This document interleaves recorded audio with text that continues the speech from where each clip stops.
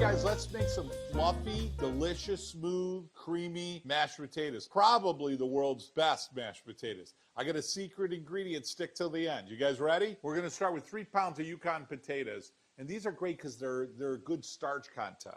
So we're gonna take 3 pounds, we gotta prep them for the oven. Now there's a lot of water in potatoes here. So what we're gonna do is we're gonna poke these about 6 to 8 times. That's critical because as the water gets hot, it'll release the steam. Our goal right now is we want the potatoes to be dry. So take a knife, poke them. See all that water that comes out of there? Look at that. Poke them all the way through. Now we're gonna make your life simple here. We're gonna take some parchment, put it over your pan, help you with cleanup, and then we're gonna take our 3 pounds, in this case 6 potatoes, and we're gonna put these in the oven for about 45 minutes to an hour. Oven's preheated, 400 degrees. You'll check tenderness in about an hour to make sure they're done. Now, while the potatoes are baking, this is a great time to subscribe to the channel. I know. Hit that subscribe button, give me a thumbs up, notification bell. That way anything we got going on in the farm, any new recipes, anything with our blog, it'll come right to your notification box. And it gives you a chance to connect with other people that love fun Italian cooking. Potatoes are done, pop them right here.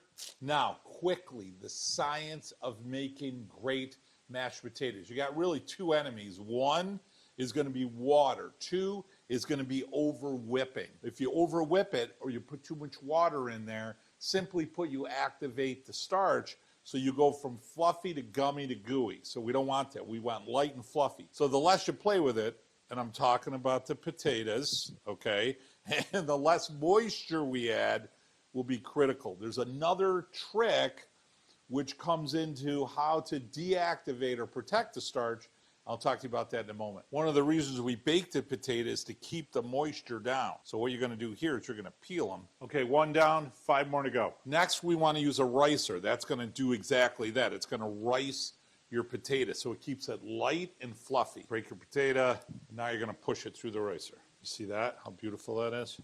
Oh, that's perfect. Another quick tip, you always wanna add your fat before you add anything else. The reason being is when you add the fat, it encapsulates, it kind of holds back the release of all the starch, which limits the gumminess, which limits that gooiness, okay, keeps it light and fluffy. So first we always add fat. So our fat's gonna be butter. So you don't wanna melt the butter because you don't want it to separate. So I'm gonna add butter, and we've got 4 tablespoons of butter and about a tablespoon or 2 of extra virgin Italian olive oil. Before I even flake that up, because I don't want to keep stirring it, I want to add some salt. So I'm going to add about a half of a teaspoon of salt, sexy French sea salt. I'm going to add some fresh ground pepper and 2 tablespoons of pecorino. And you can add any cheese you want.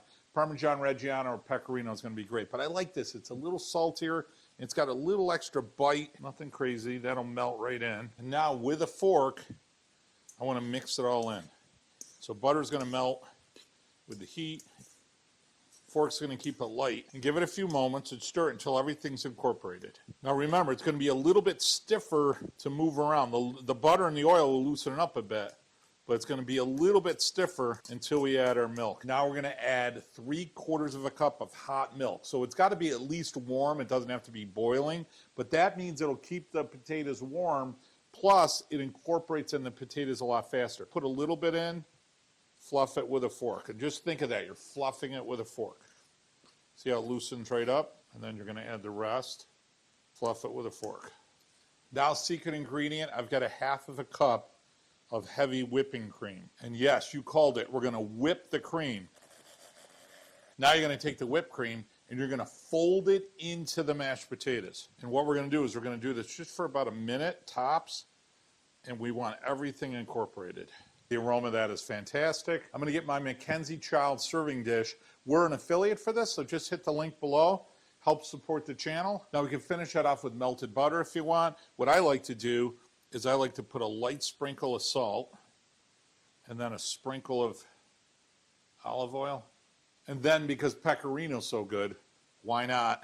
I don't know if you guys got the memo. More is always good, so we're gonna do a little bit of pecorino on the top. Are you kidding me? Guys, how good does that look? The aroma is fantastic. I'm gonna take that right there, and then I'm gonna take that right there. You ready for a taste of that right there? Oh, the aroma is fantastic. You get the cheese, the olive oil, you get the potato. That's one of the reasons you bake it.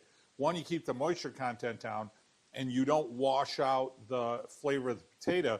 But then secondly, it keeps it nice and dry. It's favorite time, taste time. I don't like shopping for it. I don't like organizing it. I don't even sometimes like cooking it. I just like eating it. But I realize that I have to do all that in order to eat it. So full disclosure. Just immediately. The flavor of the potato just screams out at you. It's not washed out. It's so delicious. It's fluffy. It's light. A little bit of the cheese, the salt, the butter, the cream just kills it. It just gives it that richness, that silkiness. The olive oil just finishes it off nice. Get a little crunch of that salt. It goes so well with the potato. Again, light, fluffy. How do you know that's good?